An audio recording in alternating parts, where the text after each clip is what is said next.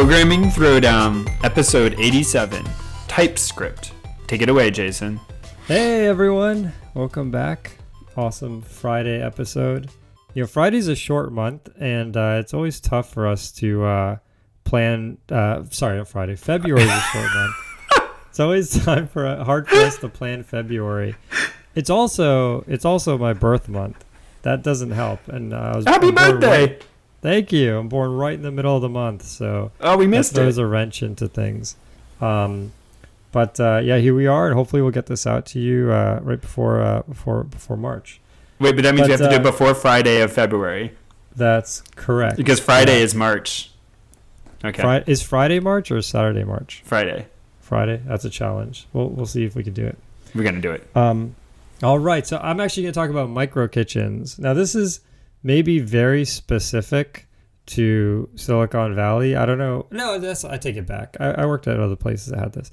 But a micro kitchen is basically, a place where you can go that has food. It could be either a vending machine or it could be free food. And micro kitchens are dangerous. And so I tend to go through these cycles where it's sort of like waking up, like kind of waking up from a dream, I guess, or something. But I realize that I'm just eating like 4 candy bars a day or something insane. Ooh. I'm like, okay, this has to stop. And so I'll like just stop eating any snacks. And that will last a while. And then all of a sudden I'm like, wait a minute, I just ate 4 candy bars today. Wait a minute, I've been eating 4 candy bars for the past month. And then it's like, oh, I have to start all over again. Do you have this, or have you been able to like regulate yourself?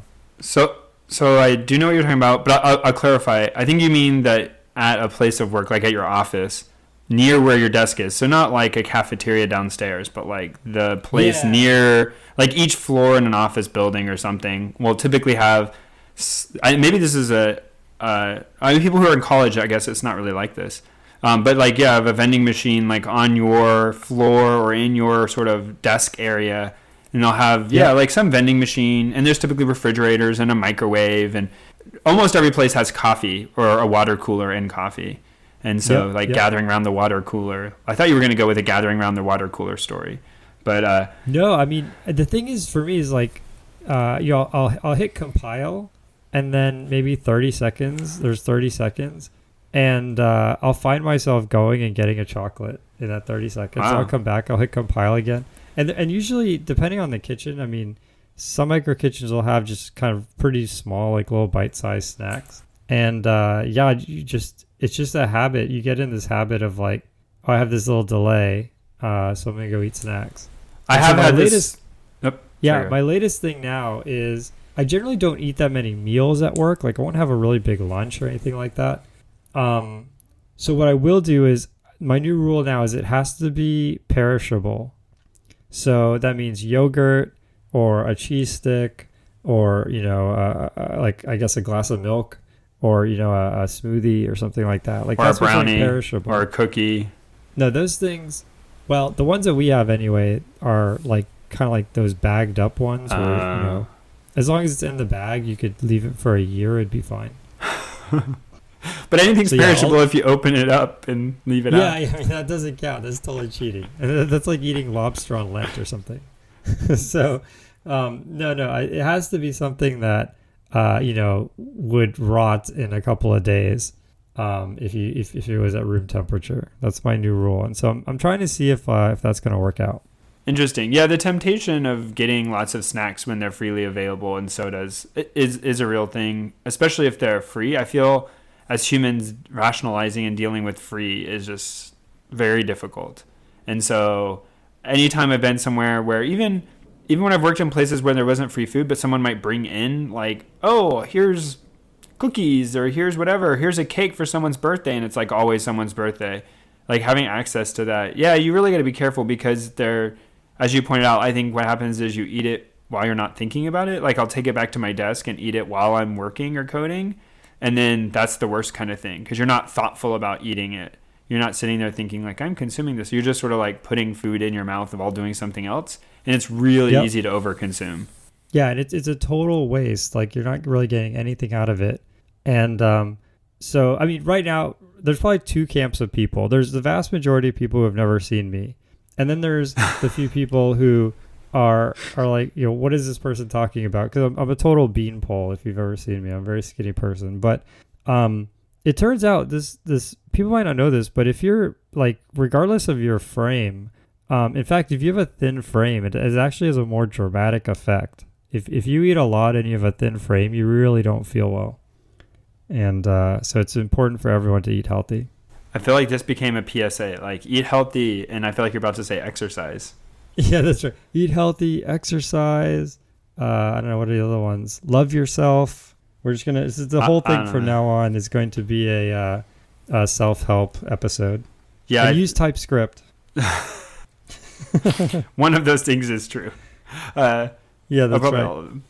All right. Well, starting in on the news, I'll go first. So I know that people have written in and reminded us of things we've talked about in past podcasts and thinking about the kinds of things we talked about. It's been one of those recurring but not directly related things that we've discussed on the podcast has been space travel, because let's face it, rockets are cool and space is cool.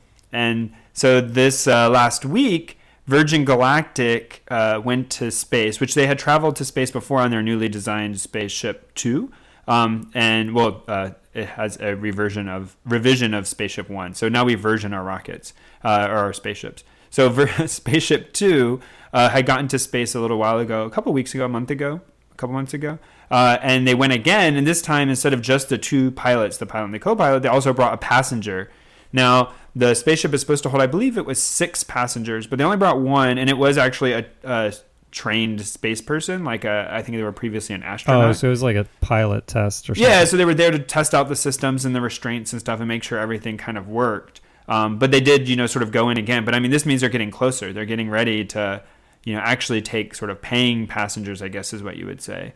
And it's just kind of exciting because I know we've talked about this in the past about, when everyone was anticipating it. And I think it was during the X Prize for going to space. Yeah, I have to be careful not to say SpaceX. The X Prize for going to space. Is that where the name came from? SpaceX, from the X Prize? Not that I know of, but it might be. I don't know. We'd have to look it up.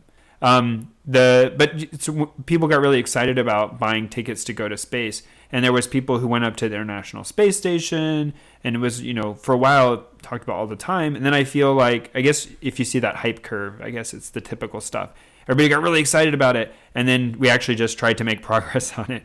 And now I think actual real progress is being made towards that end again, where hopefully we'll start to see it soon. It'll still be really expensive, but hopefully it'll actually start happening pretty soon. And it seems like Virgin Galactic is on the verge of making it happen. Really cool. So SpaceX and X Prize are not related. Oh. It's just a coincidence. But the Virgin Galactic. So what is it? What's the trajectory like? I mean, does it go straight up like a rocket, or is it like an airplane that can just keep going up, or how does it work? No, I mean it's a rocket. So it has a big airplane with a really big wing that takes it to a very high altitude, and then the smaller spaceship detaches and turns its rocket on, shoots out from underneath it, and goes into roughly a parabola. And the peak of the parabola is past I always forget the Kármán line or something. No, well, oh, okay. Yeah, but there's like a line that's generally considered. I think it's the Kármán line. Yeah, is the line where people talk about space, which is actually a funny other thing, which I won't get into because I don't have notes prepared for it. But there's a difference of reaching what the U.S. considers reaching space and what the EU considers reaching space aren't at the same altitude. Really? Yeah, because space, it's a gradient of atmosphere, it's arbitrary. Right? Yeah. Yeah, there's no sign, Earth ends here, and it's not. So there's particles of air, if you were to go in really far out, the moon, there would still be particles of air, but there would be just very few. So I was reading about this recently. Somebody just did a study or whatever, and I guess there are particles at some density of particles per cubic meter at the moon of hydrogen atoms from Earth. So Earth's atmosphere is that makes sense. More and more diffuse all the way up to the moon. Someone else pointed out that it's I want to say, I'm going to mess up, but 120 orders of magnitude or something.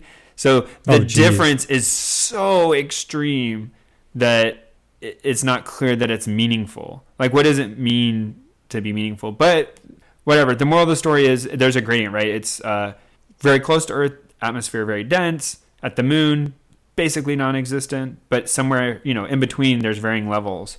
So most people would say, satellites are orbiting in space, but some satellites orbit much lower than other satellites, very drastically different altitudes that satellites can orbit at. So, yeah, cool. Anyways, That's awesome. so they made it to space, or at least recognized by the U.S. as having done so.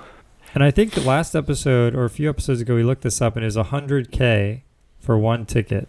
Oh, okay. So it's still pretty pricey, but yeah, I mean, if they cut it down to even $10K, I mean, that could be reasonable. I mean, it's still once a in a lot of lifetime money thing. for a short experience, but yeah, I mean, it's something that's doable. Obviously, if they get it down to 1,000, then it'd be very. Oh, yeah. I mean, then it's like yeah. So, but to answer your question, I mean, it's a parabola. You at the peak, get up, you see Earth's curvature, you have experience weightlessness for a short amount of time, but it doesn't complete an orbit of Earth or anything. So it's still suborbital. Okay.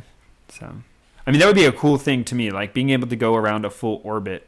That seems pretty awesome, but I don't know how far away that is. That's obviously even more difficult than what they're doing now. So I feel like, I mean, it can't be that much more difficult, right? Because the further out you get, the less energy you need to go further, right? I mean, I guess it's hard for me to know. Well, but it's I feel like we should just play some more Kerbal Space Program, whatever. Yeah, that's right. Just need to go play some more Kerbal. But I think, so the issue is to get the extra height, though, the extra speed you need, and to be able to reach orbit, and the height, reach orbital velocities. The extra fuel you burn up there, you have to carry with you, which means you have to carry more fuel to get that fuel up there. But then you need more fuel to carry. It's like a compounding thing. So yeah, that makes sense. I mean, it's doable. Obviously, like we get to outer space with satellites and stuff. But I don't think it's easy. And I think then it becomes even more expensive. Yeah, and more dangerous. Yeah, makes sense. All right, my article is Hot Reload All the Things. So this is about something that I think is pretty fascinating. Basically, so just to give a little background here. So there's people who do the front end web server in Node.js. So what that means is you go to a website, you go to http mywebsite.com/foo, and then there's a handler that has to process that foo and do something, return back some data or what have you. And now it might go and communicate to even more servers and things like that. But usually or not usually, but many times that front end server is going to be running Node.js. Then your browser, so the code that's executing on the browser is also running JavaScript. It's not running Node.js, but it's running just regular JavaScript, right? And so what this lets you do is you can actually hot reload the server or the client. And what hot reload means is every time you save a file, that takes effect immediately. So imagine, you have an endpoint and it's supposed to return your name, and it only returns your first name. So you say, oops. Now you might have to say, okay, change the code, add your last name, compile it, maybe deploy it, run a server. Maybe you have to push it to another machine or something like that. And then on the client, you have to hit refresh, right? Well, you don't have to do any of that. Basically, you save the file and it's just, it notices that you've saved it and it hits reload automatically, and you just see the change right away. It's really cool. So, when I was trying to get, trying to get a new TypeScript project off the ground, I found this website. And it just feels visceral. It just feels so cool when you get this set up. It's a lot of work. It's way more cumbersome than I would have liked. But once I did finally get it working, it's so cool that you just have two screens. One screen has your website, the other screen has your IDE.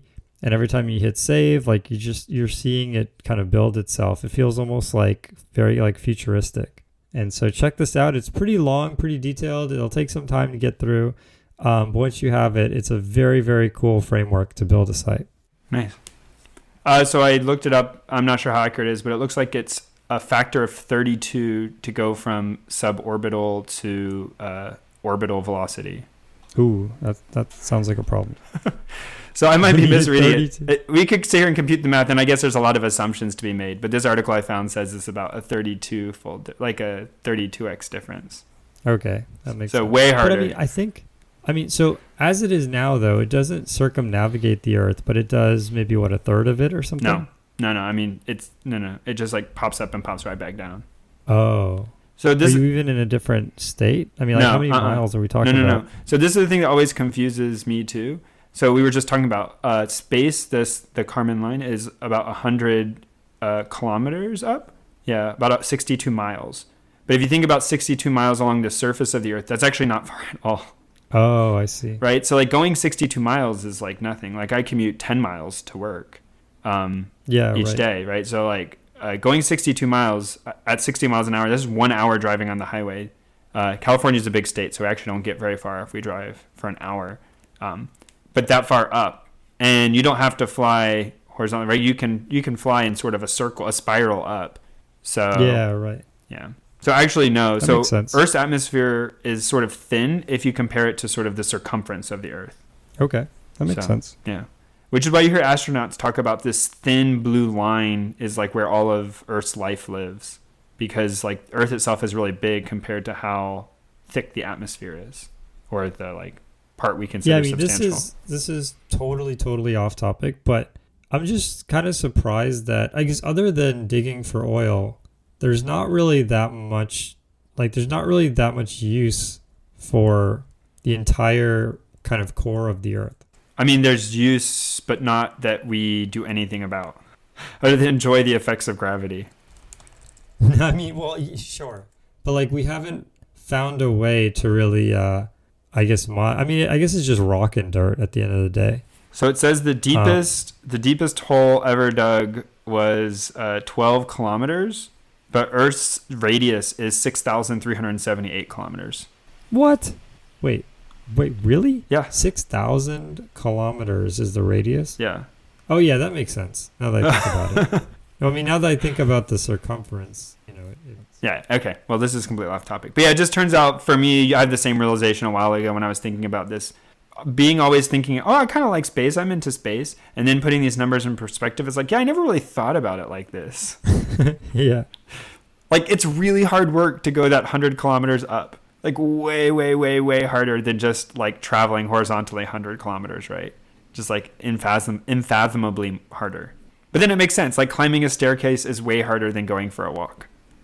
I mean, it's kind of wild, but, like, with the right kind of solar panels, couldn't you take energy that was just going from the sun, that was just going to be wasted in the ocean, and light up, like, an entire surface below the surface that you dig out, and you could have a whole continent underground that's just supported by light that's being harnessed that would have been just going into...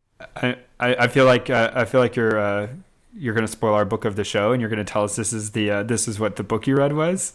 No, I mean, that would be a great book, a great sci-fi book. Yeah, I mean, all that kind of stuff is cool. Yeah. Okay, yeah. Well, on to my next post. my next link. So mine was, I guess I must be on like a kick recently. I don't know what it is. Anyways, my next post is how Flight Radar 24 works. So Flight Radar 24 is a website you can go to that will show you many of the, or at least I think all of the commercial airlines that are flying around, like where they are in real time all over the country. Okay. And it's kind of cool. Actually, over much of the world, it'll show you sort of where you are. So if you just go to Flight Radar 24 and you can, just sort of like see, I did this the other day. We're just like toggling around, looking at various airplanes. If you're into like aviation, you can see more about, like the specific tail numbers and things. Is it run by the government or something? No. So that's the interesting part. So it's not. And I was actually trying to find the map. What happens is that all commercial there's more nuance, but I'm not a pilot, so I don't exactly understand the distinctions they were trying to make when I was reading up for this story.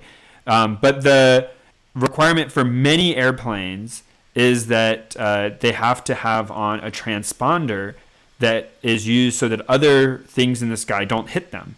So if you have two airplanes, they each have these transponders, these radio emitters, and then they say, hey, I'm airplane with this metadata, this information, and I'm at this location, and they send that out to other airplanes can listen. And what happens is with some, it turns out over time has gotten cheaper, with some cheap radio, software-defined radio, you can listen for those beacons. So if you live anywhere near an airport or anywhere where airplanes sort of fly overhead, you can listen for these little chirps, these little bursts of data that the planes send out. And by doing that, which is what this Flight Radar 24 website, and there are other ones with varying degrees of how open or APIs you want or all that kind of stuff. But basically, they establish a network of people, amateurs, I guess, who have these radios that know where you are. I guess you don't have to know where you are for the first part, but just listen for these chirps. So, for instance, I live near an airport in the Bay Area, and when an airplane flies over, I could have one of these, and anytime an airplane's in range, I could use my radio receiver to listen for the burst of data that comes from all the airplanes. And then I could make a little map on my Raspberry Pi, and there's already people who developed all this that would show me like all of the airplanes I can currently hear, where they're at, what their current heading is. And sort of if I sent that data to this website, they could aggregate it from lots and lots of sources and have it, kind of all over the world, which is what they do. And so that's pretty cool. Oh, nice. And then what they also are able to do is, so apparently some of the airplanes don't say I'm at this location, like they don't give their coordinates. But if you know where you are and you know where other people are, then you can sort of correlate those reports together and figure out where the airplane is and where it's going by sort of just listening to its beacon over time and saying, yeah, that makes sense. Do the triangulation. So other people are able, I think it's called like multilateralization or something, they call it. And so they're able to do that. And I thought that was kind of cool for a couple of reasons. One, I kind of didn't know that that's how that worked. It's kind of interesting to say, oh, wow, all these airplanes flying around are just saying where they are all the time. You kind of have this feeling when you go to the airport that planes are places, but it's always just sort of like, are they here or are they not here? But being able to pull up now, next time I go, I'm looking forward to this. Actually, like going and figuring out what airplane my flight is going to be, and then figuring out where it is, and actually being able to see sort of like on a map, like, oh, I'm in California and it's in Nevada headed towards me. Oh, it's almost here. Good. I don't know that it'll help me. Oh, but that's it'll just seem cool. I never put that together, but you're right. You could look at your own plane that's getting to you and then see if it's at the airport yet. Yep. Or like, so when so I have kids, and when we go to the airport to pick up family, we're always like, when we get to the airport, it's like, oh, is that their plane? Is that their plane? Yeah, we're not going to have to play that game anymore. No, I'm just going to pull up the thing and be like, oh, they're playing. Yep, there it is. It's the one on approach right now. And you're going to be that dad. Yeah, you're going to be that dad who's like, nope, I found the plane with my SSH connection in the airport. No. So awesome. So the other cool one of the things is that this Flight Radar 24, I guess, has varying levels of subscription. I only learned about this, so I haven't messed around with it a lot. But if you buy one of these Raspberry Pi radio things and set it up, you actually get access to like a higher level of subscription in return for contributing your data. So that's another cool thing. But the software-defined radio stuff is also pretty cool. That this is something I always read about, but it's beginning to become like kind of interesting. And all the different things that you can use to, instead of having a traditional radio where you would have a knob to tune or whatever, you're able to have FPGAs, I think is how it works. I'm not actually a big radio person. I feel like it's always one of those things. One day I wanted to learn more about like ham radio and how that works. But basically you're able to control a lot of the parameters of the radio from your computer and do things like tune into the frequencies where the transponders are transmitting. Whereas if you just went and bought a normal radio off the shelf, like an FM radio or an AM radio, they're going to have a very specific limited set of frequencies they listen to. And also the FM or AM, the frequency modulation or amplitude modulation, they're going to assume a way of decoding those signals. So instead, the software-defined radio allows you to have a broader set of spectrums you're listening to, tune into a different place, and then sort of write your own decoders built into the sort of chain where it could do frequency encoded messages where it hops around and uses them as some sort of pattern. It could just be anything, I guess. And different radio systems use different patterns, including this one that airplanes use. That's awesome. Yeah, it's. I think at some point though, you have to be careful with the legality, right? Like I know all the things you buy, even just headphones and stuff, they have this warning. This won't emit frequencies other than what it's designed for. Blah blah blah. Yeah, so you're only listening, so you're only receiving. So as far as I know, I'm not an expert, but I mean, you don't even need to mount an antenna. So having something that listens to radio waves in your house isn't going to cause a problem. So as long as we don't transmit. That makes sense. If you start transmitting, I think you could get sort of like, that could be a problem. So don't transmit unless you know what you're doing. And I don't, so don't ask me. All right, sounds good. But listening, yeah, I think listening is fine. I mean, if you're just listening, you're just absorbing some signal. I can't see why there would be any issue. Now, there is some stuff about, like, I think what I've said about listening also works for flights like, I don't know, like military flights and stuff. I think also have it. I saw some discussion about this, but the nuances escaped me, so I won't try to recite them here. I'm sure they're all encrypted at that point, right? Well, but again, you can listen for the transponding signal's presence and figure out where it is. And the fact that it's encrypted seems like it might be meaningful. And so sure. Yeah, so but varying. Yeah, that makes sense. So I don't know, again, not an expert, not a lawyer, talk to someone who is. But I know that various of these websites and aggregators have different rules for what they sort of will and won't post information for. Yeah, that makes sense. Yeah, I mean, if you are getting a signal at a location that's encrypted and it just happens to be over some military base and you're posting on the internet, yeah, that seems like you can get in trouble. Well, you should make your own decisions about that, I guess. Yeah, I mean, sure, make your own decision, but I'm going to make it for you. That's a bad idea. Called it. Speaking of bad ideas, don't write crazy articles about your AI. That's not a good idea. So there's some folks at this research lab. They created this AI that could basically, you would give it at the start of a conversation or the start of a monologue, and it would write more paragraphs of that monologue. So for example, you could say, John F. Kennedy, was assassinated on such and such a day. And then it would actually just write sentences that sounded like they were sort of world building or just describing that event. So they would just say, the grass was a certain way. There was a gunman. He shot John F. Kennedy, blah, blah, blah. And they claimed that it was so realistic that they didn't want to release the source code. They actually released the source code, but they didn't want to release the trained model. Or the corpus. Or the input data that they had. But I believe the input data was just Common Crawl, so it's publicly accessible. I don't really understand, but maybe they did some pre-processing. Either way, most scientists kind of agree that it's not that big a deal. It's not that big an accomplishment. It didn't, it generated phrases that more or less, could be considered grammatically correct. But anyone with some common sense reasoning could see some serious flaws in, the semantics of what it was writing. I would say it's novel in that the syntax looks correct. And so it might confuse other AI algorithms. But yeah, I mean, if you read some of these, you'll know right away that this isn't normal. Nonetheless, they said, we're not going to show anyone this model because we're afraid that people will just start generating things that aren't true and everyone else will start believing them. And a lot of people in the community found this really funny. So there's this whole Reddit post dedicated to making fun of that.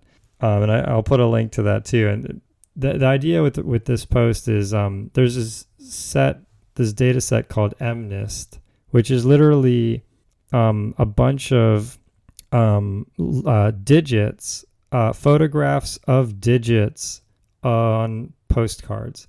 So someone gets a postcard, they write, to, 111999 View Avenue, and someone takes a picture of those 11s and 9s. And there's just a whole corpus of that. And so you can recognize different handwritten digits, right? And someone said, I have 99% accuracy in MNIST, and I'm afraid to release it. It's going to, cause the singularity. And someone else was posting, and they were saying, I have 100% accuracy on my model that predicts who died in the Titanic, which already happened, right? And so there's just a bunch of really funny jokes. But, and actually, to be fair, I mean, as much grief as they've been getting, the result is pretty cool. Definitely not believable by, like anyone who knows anything about the context of the text, but still it's actually a pretty good accomplishment. And so I think also someone posted in that Reddit group just like a recreation of it already. But check it out. It's pretty funny, and some pretty interesting reads too. Yeah, I mean, there was some discussion about getting into, everyone likes to talk about AI ethics. And so maybe that was cool. It just didn't seem like this was particularly what needed to get called in, that we got to make a decision about AI ethics right now because we're there. Like if they released this, whoosh, good luck, everybody who has a job as a writer or author, like you're done.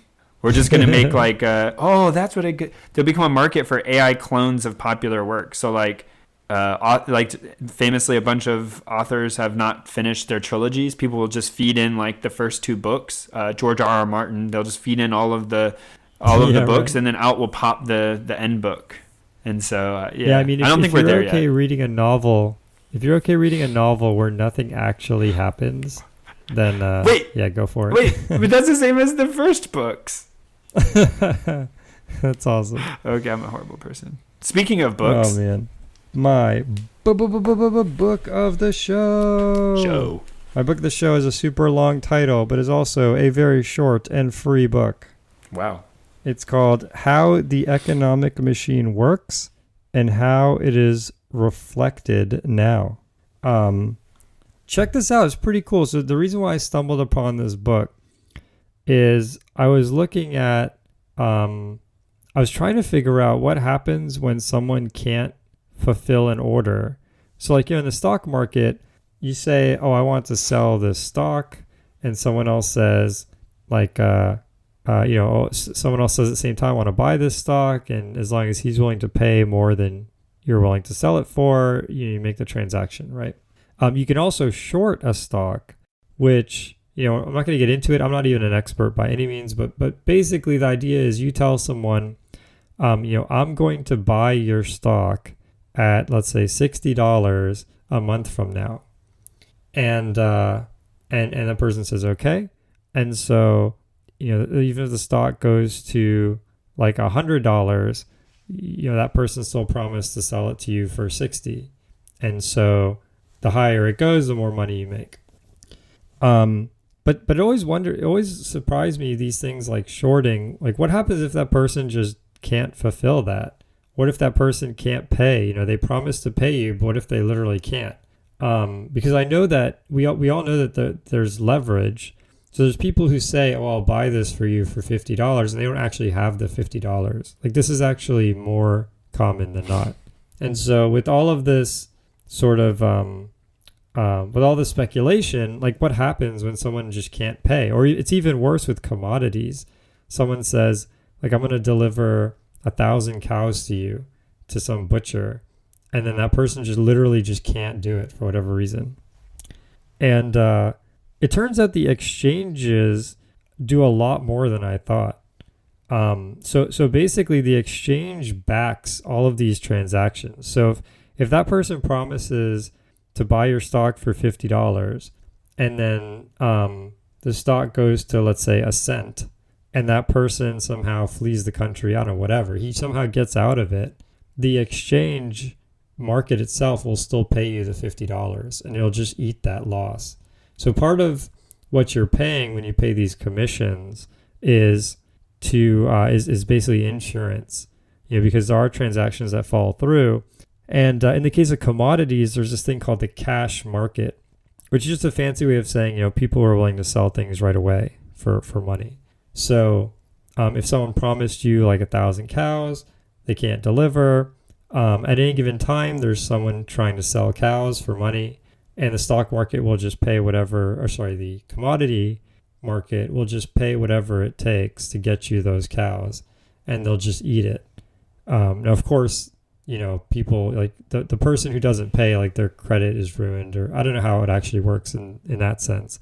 But it actually just surprised me the degree to which the market actually, will bail people out. And it actually happens more often than you think. But is it not that, so I've not looked into this specific thing, but is it not that if you're going through a brokerage so most people don't access the market, well, I don't know most. The average person not directly involved with this would use a brokerage. And my guess is the brokerage has to be sort of put up money as part of interacting with the exchange. And I know what the brokerage will do in the case like $50 going down to 1 cent. Like it could happen instantaneously, but typically it starts to slide and you get margin called, which is basically they say either you need to put more money in or we're going to liquidate your positions and limit the loss, because like you said, they have to back it. So the brokerage would have to back it, which means they're going to basically do like a risk assessment and say, how much other things do you have in your account? And they can just wipe your whole entire account to, try to cover your position. And then they can even, charge you money. So like you said, if you were leveraged up and the market moved faster than they could liquidate your position, then, they could come after you for what's left or whatever. And so I imagine that's on them. And that happens when you have those kind of like crashes. One of the things is like the flash crash is particularly kind of bad, because if people freak out and liquidate your position and then the stock goes back up, you would have actually not been as bad off as it was when they liquidated you. But they weren't going to they weren't going to be left holding the bags. But I imagined, I don't know, but that when you directly, communicate with the exchange, which I don't know how that works with, but that you would have to put up some sort of bond, like some sort of money on the side to say like, hey, here's something that, like you said, insurance, like here's insurance so that if I go belly up on this, that like it'll pay out. And that could either be sort of money or someone else who would agree to monitor your risk or, basically be insurance. Yeah, I mean, it's basically a hierarchy of insurances. Like the brokerage is insuring you, the marketplace is insuring the brokerages, so on and so forth. But yeah, it's pretty cool, and this article kind of explains that whole thing in detail. So if you're into stuff like that, check it out. It's pretty fascinating. So how many pork belly futures did you buy? How many? Isn't that? There's a movie where these people bought, what was it? Orange juice. It's actually Florida orange juice futures. What was that movie called? And they totally went bankrupt. I'll have to look it up. I think it's Trading Places. Is that right? Or is that a romantic comedy? I think it was. Trading Places was that one. Is it what has Eddie Murphy in it, right? Oh, no, that's not it. I'll have to look it up later. But there's a show where basically it's like a Wolf of Wall Street type thing where these people are riding high. Yeah, orange juice futures contracts. Buying frozen concentrated orange juice futures contracts. Yeah, was that from? They're saying it's some part of Trading Places. I don't know if I've ever seen this movie. Oh yeah. So that's what does them in the end. All right. Yeah. Well, my book of the show is Salvation by Peter F. Hamilton. I've recommended books from his other series and standalone ones before. This is his newest one, so this is the first of what I did check said that it was going to be a trilogy. So I've messed that up before, but this one did say, although now I'm missing it. Oh no, now I'm worried. I thought I had checked this right before I did. Oh well. So I'll just say series just to be safe. So this is book one of his newest series. I think it came out in 2018, like pretty recently. But it is a sci-fi book.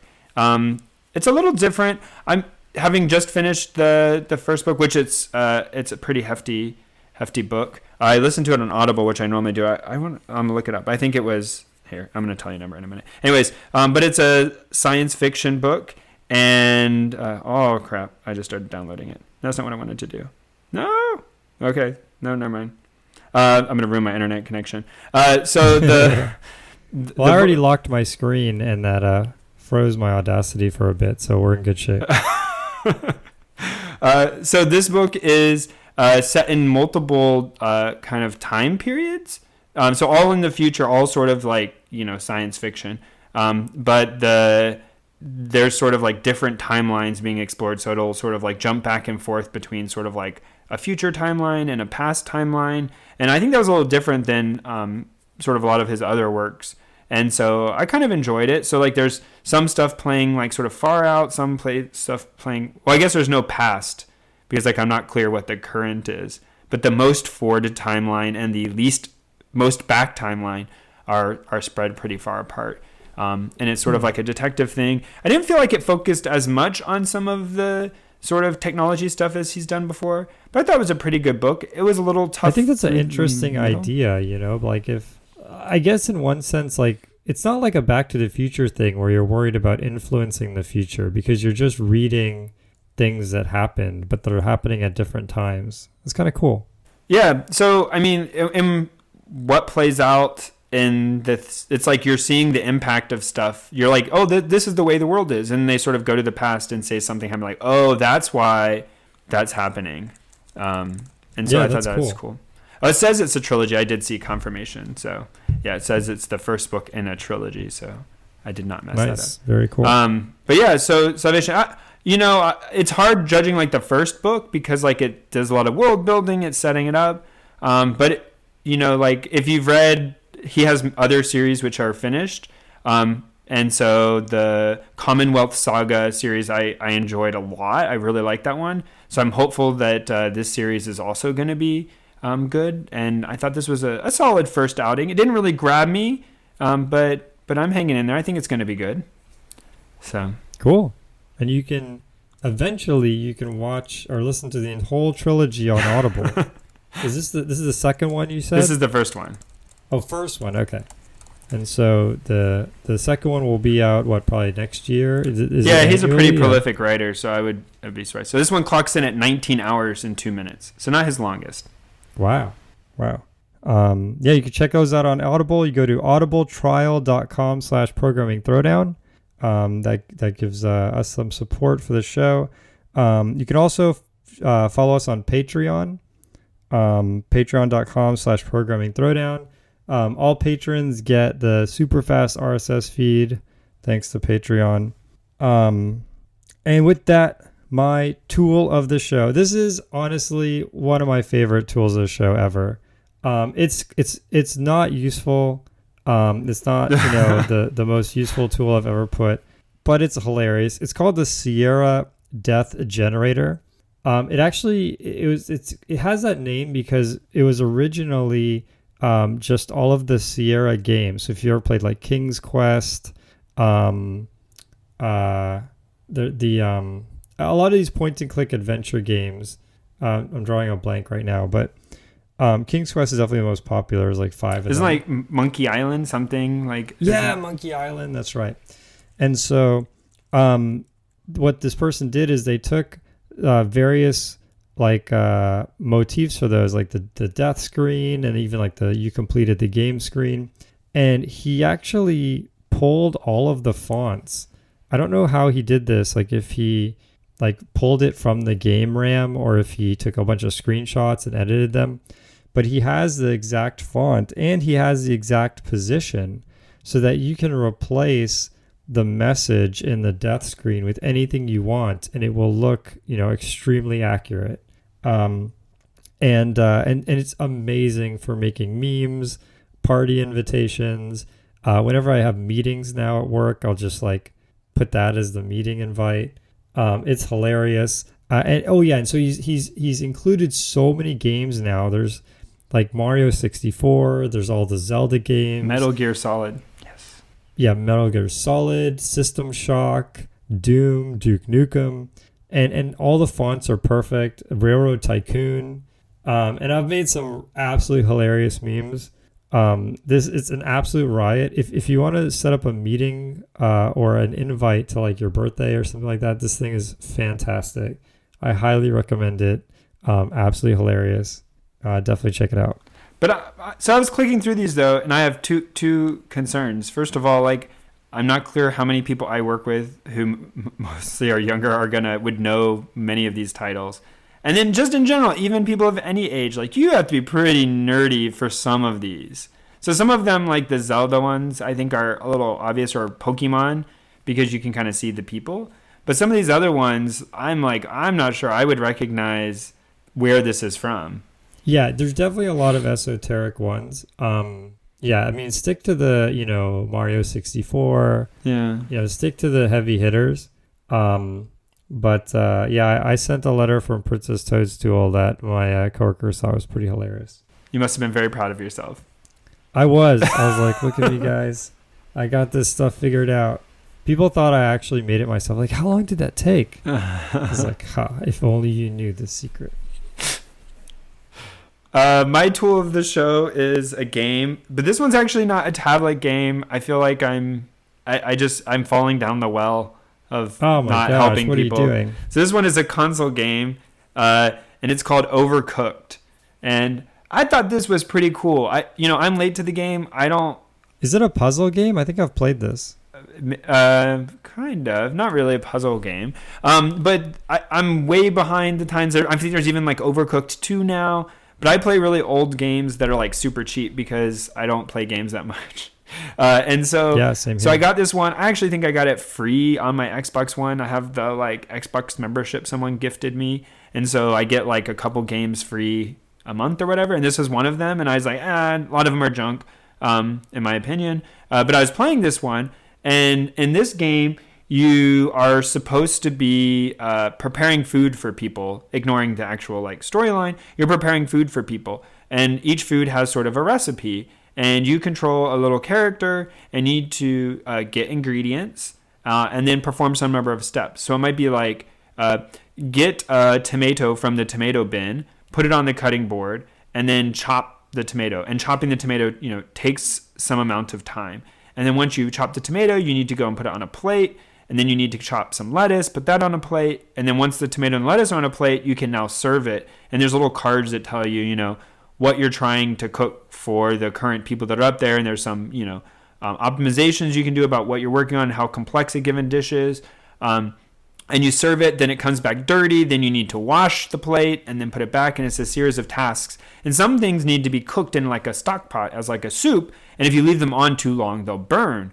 And so the game becomes this sort of like micromanaging because there are several characters running around. And I originally played it cooperative with other people. And you have to do this sort of hilarious amount of coordination between everyone to be like, I'm going to do the chopping and you're going to, take the food that's chopped and take it to the plate and serve it and then wash the dish when it comes back. And trying to divvy up the tasks and you're working through the first couple levels and you're feeling pretty good.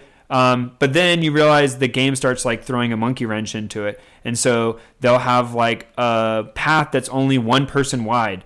And so you can't actually nice. go back and forth. So everyone needs to go like around a racetrack, like counterclockwise. They'll have something where cockroaches will come out from underneath the cabinets and grab your food if you leave it sitting there.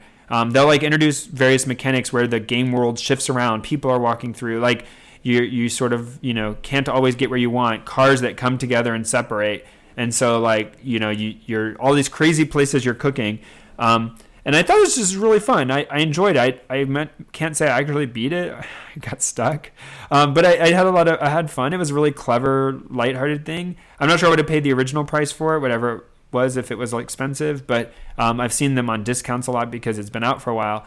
But I will say what I've been trying to do, and I can't make my brain work this way, is the I'll call it extreme version because for me it was extreme, is you take your controller and it sort of becomes split in half in the layout. So the left half controls one person and the right half controls another person. Oh, man. And so you have two people and you're trying to make them work together at the same time in your head. Like you control two characters and you do it by controlling each half of the controller. And make them run around and do stuff. And that sounds really difficult. I feel like I want to be good at doing this, but I just each time I just find one of the guys just standing there doing nothing. And That's awesome. I'm gonna have to check this out. I really love party games because we've been actually playing more games in the living room where we'll just all gather around the TV. Yeah. And so games, especially games where it sounds like this is one where at least on the earlier levels you could have one person who maybe isn't as efficient as everyone else, definitely. and still kind of play it and have fun. Yeah, and if you play on like higher player counts too, I think we've played like 3 or 4 people. Yeah. And yeah, if one person's messing up, it's not the end of the world. You might not get a high score, you're not going to beat the end levels. Sure. But yeah, you can definitely have fun. It's hilarious. And people are like yelling at each other, like, get out of my way. No, I'm doing that. Well, you weren't. That sounds awesome. So anyways, and that's available for like a lot of consoles, like I think Switch, the Xbox One, PlayStation 4. So if you have a current gen console, I'm pretty sure it's available. Cool, man. Yeah, I'll totally check that out. All right. On to TypeScript. I've been using a lot of TypeScript lately. I've been building a little front end for this like analysis, this data analysis pipeline that I've been building, and it's really nice actually. The tooling is great, and so we'll kind of recap. To understand TypeScript, you have to really understand typing, right? Otherwise, Mavis Beacon teaches the appeal typing? is lost, right? So, yeah, basically, and I've talked about this before, and actually, I've gotten a lot of flack for this. This might be the thing that I get the most hate mail about in the history of us doing this show. But I'm just not a big fan of statically typed languages. Dynamically typed languages. Oh man, you were about to get me on you. Oh man, yeah, I know. I'm not a big fan of like, we'll call it like, I guess, pure Python. I don't know what you want to call it, or JavaScript or things like that. And basically, it just kind of falls apart in many different ways. Now, just a caveat. So Python 3 has the typing module, which everyone should be using. And now JavaScript has TypeScript, and they've had CoffeeScript and other things in the past. It seems like TypeScript is sort of has come to sort of dominate. But all of these things are, and also there's MyPy, which was what you could use in Python before Python 3. But all of these things are basically transpilers. So what they do is if you don't put the type in Python, it's not going to error like it would in C. Like in C, you can't just say x equals 3. It's going to blow up. But in Python, even with the typing support, you can still say x equals 3. Nothing's going to stop you, unless you have like a linter that's really strict. But you won't get a compiler or anything like that. But you can say, if you say x equals 3, it's going to assume that x is an integer. So then if your next line is, x equals dog, then you actually will get a warning. It'll say, hey, you just said x equals to 3, and now you're saying it's a dog. That just seems a little shady. You could do x colon any equals 3, and now you're telling the type system, leave me alone. Like you're saying, like I want x to be anything. Don't correct me. You can do that.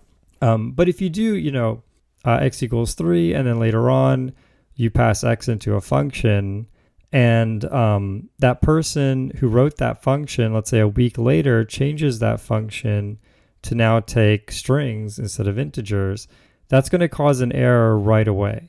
So it's not like that person will make that change and then the next time you deploy version 10 of your system, it just blows up, or your unit tests kind of blow up in some weird way.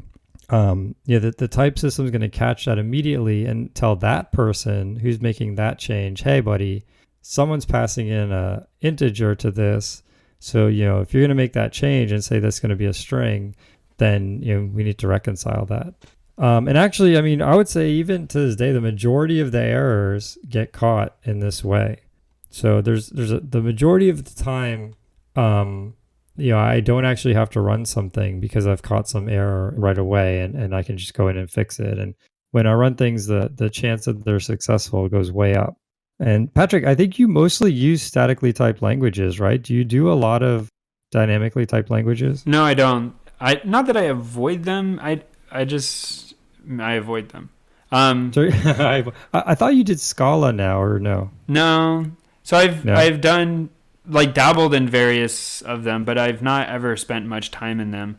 So like currently I've been doing some Python stuff, but as you point out, it was been mostly Python 2 stuff. So it's not with types. And the things you're pointing out are the issues I run into, which is people don't, and in Python sometimes people do it intentionally, like change the type of a variable.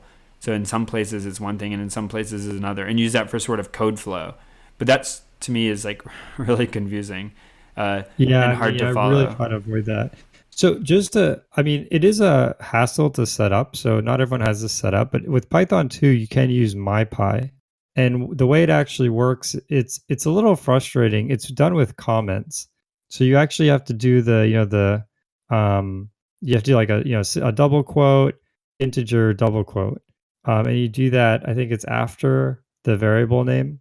And then Oh. MyPy just strips out all those comments and after it does the type checking.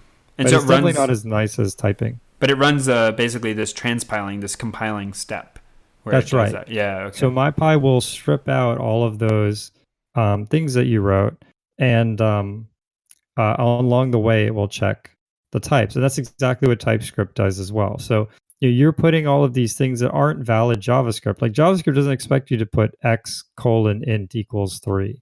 It's not expecting that.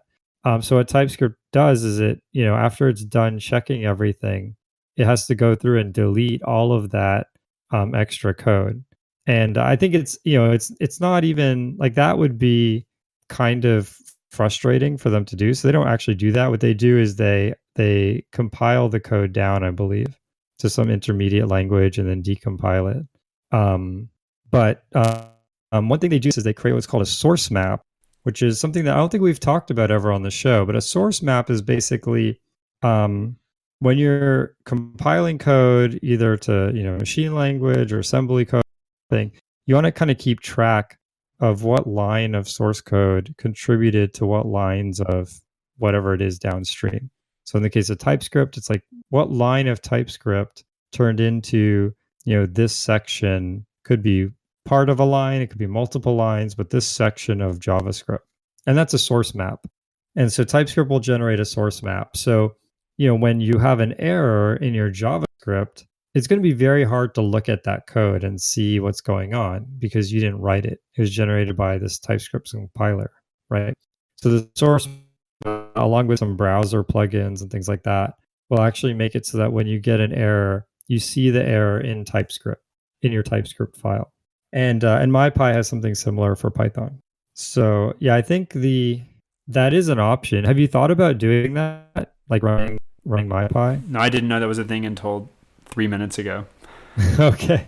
Yeah, definitely recommend it. I mean, well, actually, why aren't you on Python 3?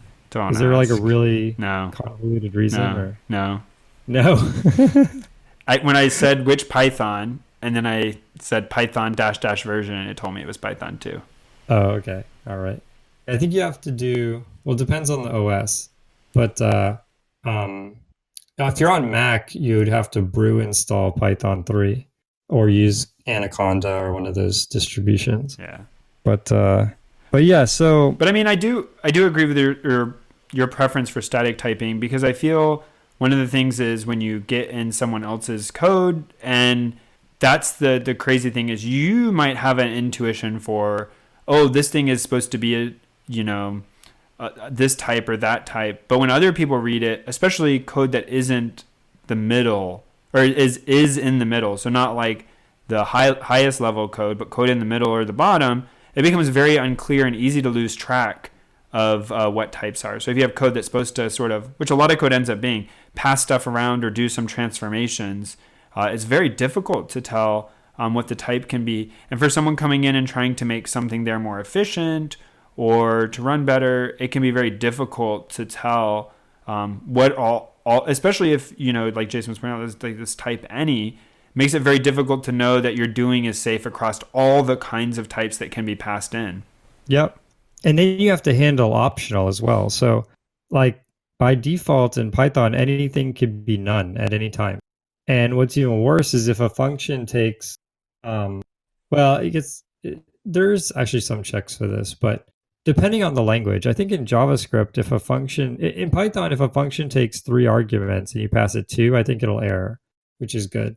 In JavaScript, I think it just fills the rest with undefined or nulls or something like that. So if someone adds an option to a function and they're expecting an option to be, let's say, true or false, um, and you haven't updated all of the different call sites, they'll start getting undefined. And so what happens is people have to guard against that, and it just makes the code a total nightmare. With TypeScript, unless you say explicitly, and I think the way it works in TypeScript is you put a question mark in front of the type. So if you do x colon question mark int, then that x could be equal to null or undefined. But if you just do x colon int, it has to be a number. If you do x colon int equals null, you'll get an error. And so what that means is by default, everything needs to exist, and which is actually really, really nice. People think that they're used to like C pointers and C++ pointers, which are null and become allocated and things like that. And in that world, it kind of makes sense. Like, especially like, oh, I've destroyed this object, all of its members should now be null or undefined or something, right? But when you go to these higher level languages, in general, you really don't need a lot of things to be null. I mean, there might be some things that are sort of optional based on the context and things like that, but it's nothing compared to what you need when you're manipulating memory at the level of C or C++. So by default, having null turned off is actually a really nice feature. There's some disadvantages. It's not like anything a silver bullet. One of the big disadvantages for TypeScript is you actually need to install 2 packages for every package. So for example, if you typically say, yarn install, I don't know, jQuery, now you also have to yarn install typing jQuery, which is just a file that gives you all the types. So a lot of these systems, they're either written in pure JavaScript or they don't want to have to force everyone to use TypeScript. And so for that reason, the way they get around that is they have a separate repository for all the types, which is pretty weird. I mean, it's this file that just has just lists and lists and lists of types and then their location. And it must be programmatically generated because it just looks too difficult to write by hand. But so you have to kind of keep that in mind. If you don't install the typing, then the IDE will kind of complain, and you have to either go and turn that off or go find the typing. So that whole process could be pretty frustrating. Another thing is it takes time. So with JavaScript, you just run it. With TypeScript, you have to now do this process of turning it into JavaScript. Although, most computers now are so fast, it doesn't really matter. And it makes the deployment more complex. Like now, if it's JavaScript, if it's JavaScript, you could just rsync the code over to your web server. Most people want to run it through some type of packer or minifier or something like that. But those run extremely quickly. I mean, the simplest minifier would just cat all the files together, which could be done like almost instantly. Now you've added this like compilation step. And so you typically, there is actually a program called TSC, Transcript Compiler. And you could call that on all of your transcript files and then concatenate all these JavaScript files together by hand. But, in practice, nobody really does that. In practice, people they use Babel or Webpack. There's an extension called Webpack-TS. But all of these things just are complicated. Like, I mean, it's going to take some serious setup time to get, kind of the right flow up and running. And TypeScript's still relatively new, so there's going to be some hiccups and things like that along the way. But with all that said, it's totally, totally worth it. I really enjoy the system that I have up and running right now. If you use an IDE, it gets even better. So if you use, for example, Visual Studio Code or Sublime with the TypeScript plugin, these IDEs are actually communicating back and forth between the TypeScript compiler. And so, they'll give you errors right away. They're also sort of plugged into the types of the objects. So if you do, if you pass in an X to another function, that function you do X dot, you're going to get the functions on int. It's going to know that. It's going to do the type inferencing and things like that for you. So definitely, IDE really doubles the advantage of TypeScript. But even if you're just using Emacs, TypeScript is a huge savings, and it works with Flywheel and these other Emacs plugins. So overall, I highly recommend it. Getting time to And actually learn to do front end is still on my list. But now that I was talking to Jason before. I mean, I previously was like, oh, CoffeeScript. This seems like a way for me to ease into not having to deal with the craziness of no types. But I've been informed it's dead. So and it's gone. Yeah, I would recommend it. I mean, it took me a while, definitely, to get up to speed. It's been years since I built a website. And everything I'd built up until now is with pure JavaScript. This is my first time doing TypeScript. So there's definitely a learning curve, but it's really nice once you get it up and running. But I think it sounds like the first thing you need to do is get on Python 3. Oh, okay. Because I shouldn't have admitted that. Apparently, this is a bad that's thing just now. crazy. Yeah. Well, it's you're in end the of life. document. We didn't talk about that, did we? But yeah. That's right. That's right. When is that? Do you know? I don't know. Sometimes. Yeah. So I'll fill in while you're looking up. Basically, Python. So yeah, the backstory here is a little bit interesting. They created Python 3, and Python 3 is not backwards compatible, and this is pretty mind blowing. Um, a lot of people don't know this, but the biggest reason why it's not backwards compatible is the way strings are handled. And anyone who's ever done Unicode or internationalization in Python 2 knows what a total disaster it is. Um, Python 2 strings were kind of designed to be single byte strings. That kind of comes from the C days, where it's like you'd have a string of 4 characters and it just meant kind of 4 bytes. The issue is, then they needed to support multi-byte characters for Unicode, so they created a Unicode type, and it just created total havoc because, again, without type safety, people would pass in Unicode types to functions that were expecting string types, and some of the functions wouldn't work the way they expected. So then Python got really strict about that, and if you tried to run like string functions on the Unicode type, Python would just error. It just became they became very aggressive about failing instead of trying to do the right thing, as a defense mechanism for the weak typing. Python 3 fixes all of that by just deleting the string type and renaming the Unicode type string, and that is awesome. But it's a pretty devastating change. Like almost every app uses a string. So it caused a lot of drama. There's years where people are saying Python 3 is just going to die, things like that. But the Unicode thing is super frustrating, and eventually it kind of won over. January 1st, 2020. Python Wow, 2.7 loses its support. that's pretty soon. I mean, Or at relatively. least that's according to pythonclock.org in 10 months. Oh, Python clock. It's just a clock that counts down the death of Python. Yes. Python 2. Amazing. Yeah, right. Very cool. Well, yeah, definitely switch to Python 3. Use the typing module. It will save you a lot of headache. That was a good end to our TypeScript episode. That's right. Use typing. Typing is great, and it's a short month, so we'll keep the TypeScript topic relatively short. But you should all fantastic. You can use it for browser or server, so it actually supports both. So I have it. My is set up right now, which you can see in that news article I posted.